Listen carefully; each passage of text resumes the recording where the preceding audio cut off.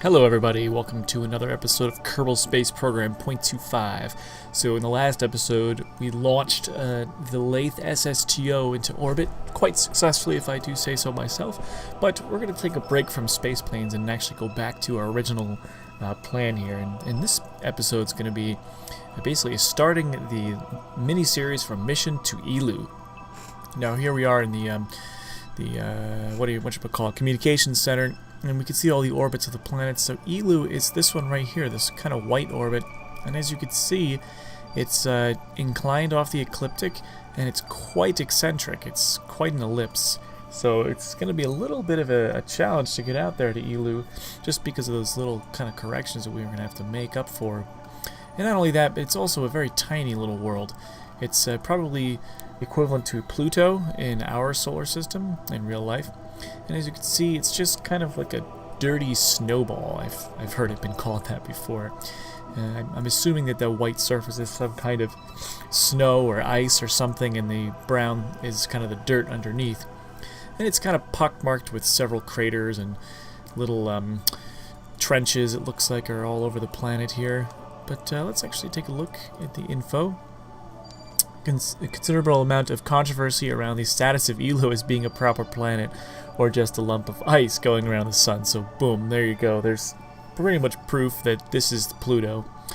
The debate is still ongoing since most academic summits held to address the issue have devolved into, on good days, petty name calling, and on worse days, all-out brawls. So that sounds pretty similar to the debate with our own Pluto. Poor Pluto, but actually I did read recently that Pluto, its planetary status has been given back to it, I think, if that's correct. So who knows what the hell it is. It's a planet, it's not a planet, it's a ball. It's a ball of rock. So there you go. But let's actually get back to Eeloo. So it's quite small. There's the mass for you. The gravity is 0.172, which if I remember correctly, that's about the size of Dres. And it's a little bit lighter than Moho. Escape velocity is negligible, basically 841. That's really nothing much. Rotation period 5 hours, 24 minutes. So it rotates once basically every 5 hours. Sphere of influence is quite small, 119,000 kilometers. So when you're aiming for this little tiny ball of ice or whatever it is, it can be a little tricky getting the encounter, just because that sphere of influence is quite small. So it takes a while to lock in there and get in there. But what's this over here? Jewel Explorer. Oh, that's right. We we must have some debris it's actually on its way out of the solar system. It's pretty terrifying. It's going to be in interstellar territory within a matter of, I don't know, thousands of years or something like that. But anyway, that's our target. We're going to go to Eeloo in this mission. And this will be probably one of the last couple missions that we have here.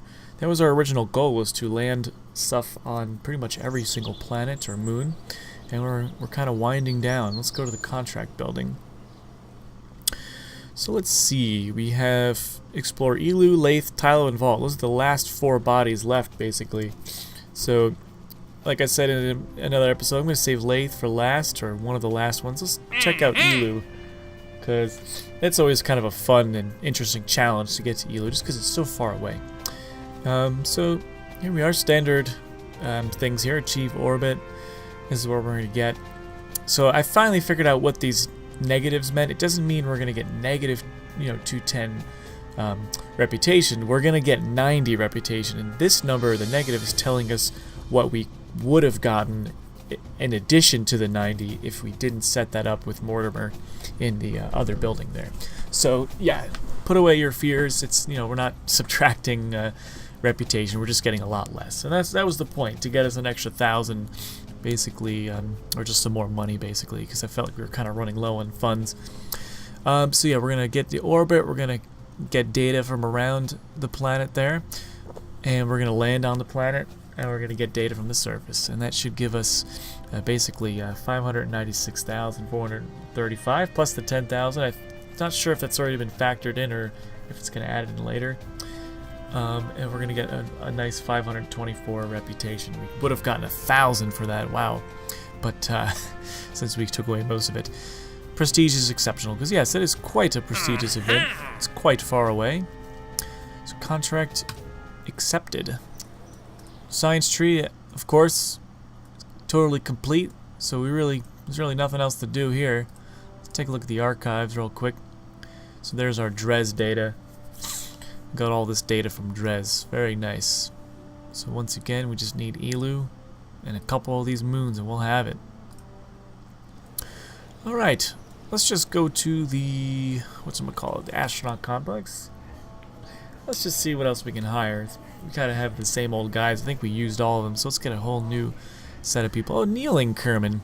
That's very close to my real name, so I'll grab him in there. And what else we got? Phil. That's pretty good. Fredo. I like that name. Alright, I think that's pretty good. We got 3 new guys. I feel like we'll gotta use Kneeling because, you know, that's me basically. Alright, let's head on into the assembly building and see what we can come up with here for our mission.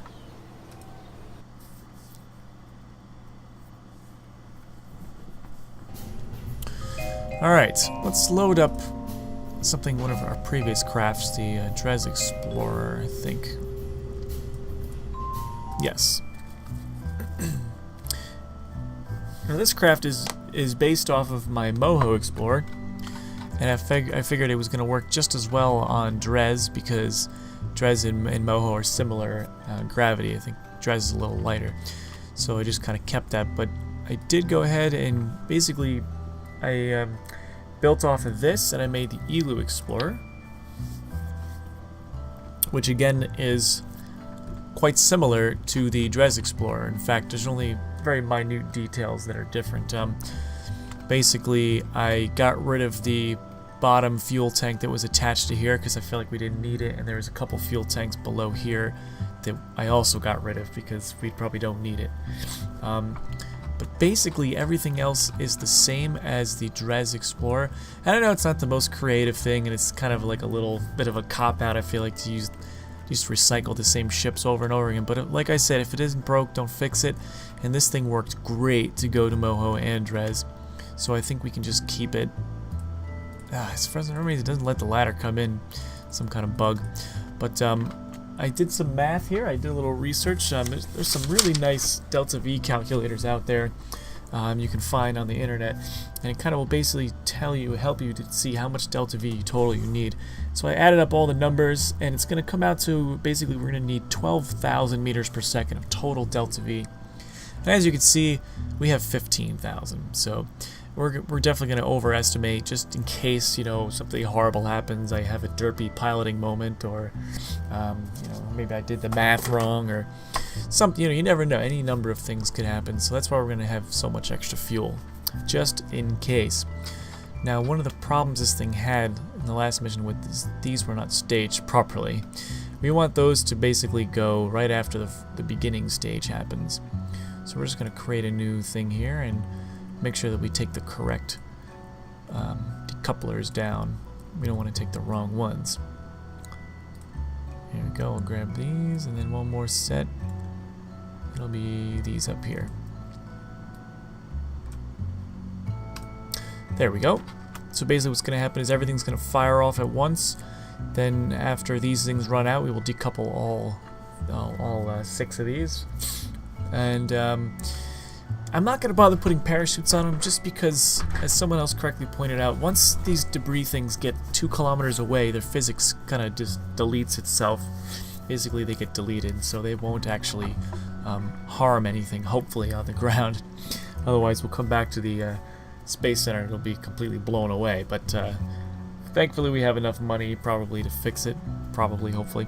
After that, it's just a standard asparagus with 6 asparagus with these big giant engines on here. I just love these things. Those are these 3 stages, stage 6, 5, and 4. After that, this will decouple, and we'll have then the main payload, which is basically the entire command module, the surface module, which again consists of 2 nuclear engines stapled onto the side. Stapled, I guess, it's a bad word. They are sufficiently bolted in there, with fuel draining from the outside or the inside out, just so we can use this fuel first. Then of course we got the standard robot with batteries, solar panels, And again, Clampetron Senior, so that when we decide to go land on Eeloo, we can just undock this thing here and send this thing down to the surface. Now this worked very well last time with both missions. Definitely plenty of thrust, plenty of fuel, and it takes about 840 to land on and escape from Eeloo, so we're going to have plenty of Delta V in this stage up here. Got our 2 Science Juniors with 2 goos and our 2 parachutes, docking port just in case we need to send a refueler out there. Who knows? You never know. It's always good to include just some kind of docking ports on your ships, just for that scenario where maybe you miscalculated something. You got to send a refueler out there. That's about it. It's got the Kerbal Engineer right there. It's got a way to transmit data. It's got all these little science things with some RCS, and the whole ship has RCS fuel here. And that's about it. So this is the craft that's going to take us out to Eeloo. Again, we're kind of recycling the same designs, but it works. It works great. I think I'm just going to keep it. Let's just double check all our action groups and make sure that's all in order. Custom 1 should be these things, and it is.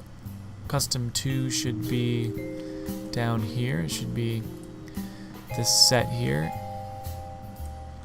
Something funny happened last time. They didn't all toggle, so we'll just go ahead and this set over here. Just make sure that they're both being toggled. Again, yeah, thanks. Everything's all right with that.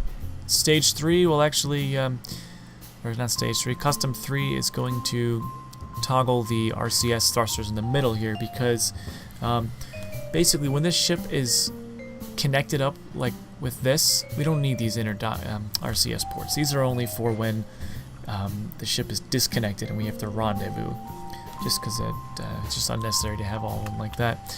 Trying to see if I forgot anything. We have the lights just so we can see stuff on the surface. In fact, I might just actually angle those out just a little more, because they are kind of... Actually, what am I trying to do here? I want to go like this, just to get them aimed more at like a wider span here. Hey, let's pick the crew. Let's go ahead and let's make Kneeling Kerman.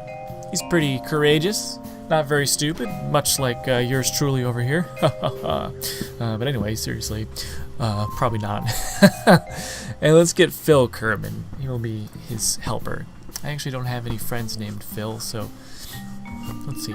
I do have a friend named Matt, but he already went. Matlorf went a bunch of times already. And Fredo, I don't know any Fredos either, but it'll be Kneeling and Phil Kerman, basically making the epic journey out to Eeloo. So that's it. Let's go to the launch pad and launch this thing. So again, just like my other episodes, basically I'm going to wait until we're in orbit to adjust the phase angle. Because I feel like if we do it here on the ground, by the time we get up into space, the phase will already be expired. So we'll just get it done once we are up there. Man, it's like a while to load. I thought it was going to crash for a second there. But we did not crash. Ooh, this thing is a little rickety. Just held up by these couple little struts here. And there's the 2 guys. They're all set to go. I'm just going to get it throttled just a little past the 2/3 mark. Just to keep it at 1 G of acceleration once we're going up there. And we're going to launch in 3, 2, 1, go! And she's heavy just like always. We knew that already. So there she is in all her glory. That's a nice shot right there. We can see Moon, Sun, and Minmus right over there. That is a pretty nice shot. Not bad at all. Not bad at all. See, we are accelerating at about 1.5 Gs. This thing usually tells you sometimes a G-force, just under, 1.18 Gs. Not bad, not bad. Yeah, let's talk about Eeloo. I've been to Eeloo once a while ago. Again, it was probably version 0.18, and I sent a probe there. Actually, it was 2 probes. It was 1 orbiter probe and 1 surface probe. So I've only been to Eeloo once, and it wasn't with a manned crew. So whenever I you know, I took there. I basically left there. But I am planning on getting these guys back home. I mean, that's why I packed so much extra fuel. That's why this thing is massive. It's monstrous. It's just a, I don't know, it's just a giant bomb. Controlled explosion, but isn't that what all rockets are? So we're going to lose a couple engines here, but we're going to hold on to them just because our solid fuel boosters are not done yet.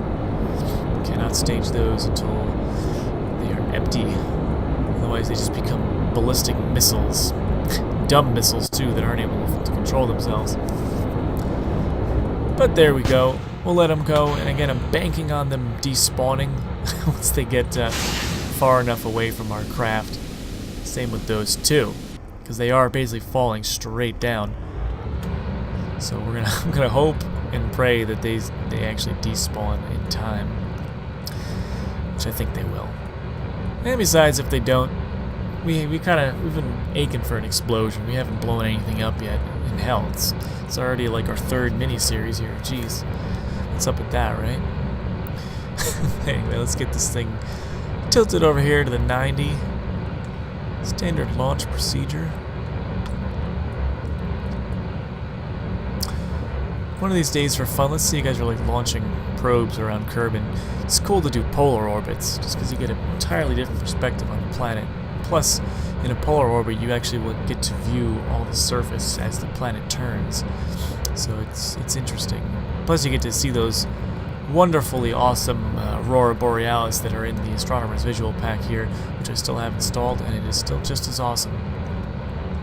Definitely recommend it to you guys if you like mods and you like these clouds here. It just makes the game look so much cooler. I'm sure one of these updates squad will actually release some kind of weather. You know, they must. Alright, here we go. We're gonna stage these things. I'm just gonna throttle back as the ooh. We almost blew ourselves up with that one. You see the overheating just whew, almost completely wrecked us. That would have been quite sad for these guys. I'm just gonna rotate the ship a little bit, just because it looks a little bit better when it's like that. That would be great if it stopped rotating. Come on, go back this way. Just get it right like that. We are getting some nice height, so I'm just gonna basically push this thing all the way out here. Maybe not too far.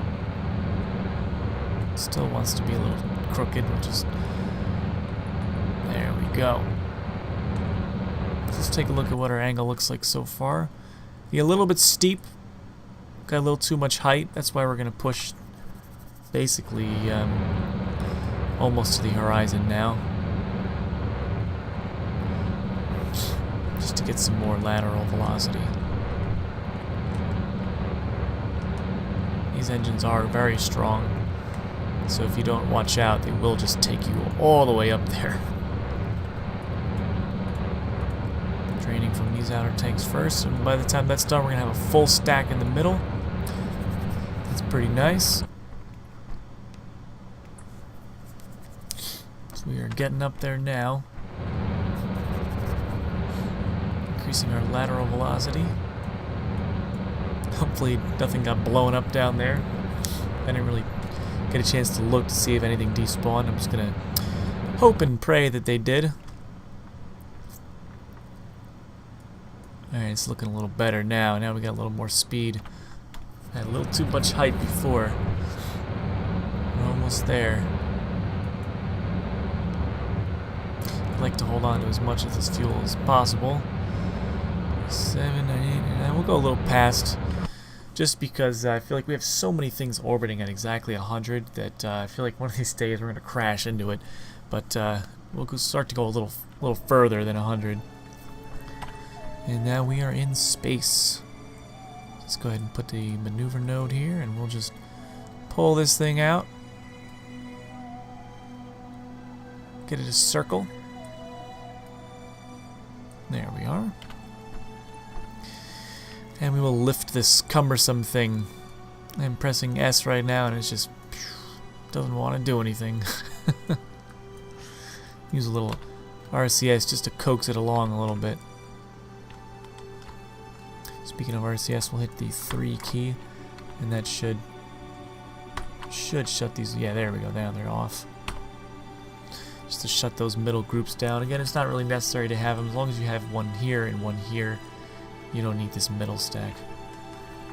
Conserve on fuel a little bit. RCS fuel, that is. It's going to take about 10-second burn, so we're just going to speed up a little bit and watch Kerbal just spin beneath us. Oh, so beautifully. Look at that. Very pretty. Yeah, it's funny. No matter how many times I see it, I still think it's just as awesome. I would love to view the planet from above like that. But I think they are starting to do. They're thinking about doing commercial flights now into space. So if you're rich as hell, basically, you can get a flight into orbit.